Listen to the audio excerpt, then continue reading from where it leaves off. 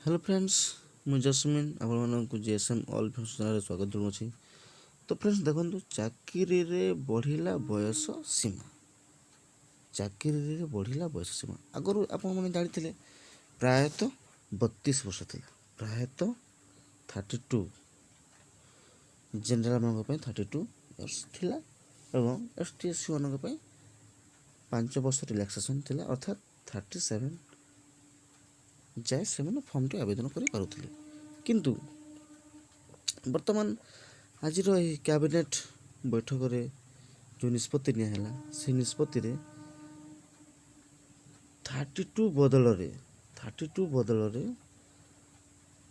38 वर्ष को वृद्धि करागला। अर्थात जनरल पिला माने 38 वर्ष बयस पर्यंत जेकोसी चाकरी फर्मटी आवेदन करें एवं एससी एसटी मानक एससी एवं एसटी मानक 5 वर्ष रिलैक्सेशन जो अच्छी पूर्व ता अर्थात 38 प्लस 5 अर्थात 43 एज जाए से फर्मटी को आवेदन करें।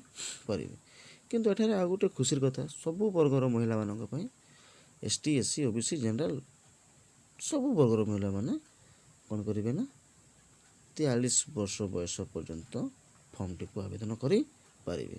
तो फ्रेंड जहाँ भी हो, आज जो कैबिनेट बैठक रे 12टी प्रस्ताव को मंजूरी मिली से चाकरी बढ़िला बयस सीमा प्रस्तावटी समस्त खुशीर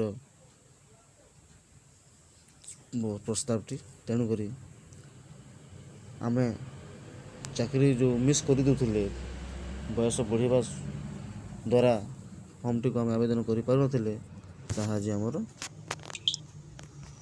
पूरण है।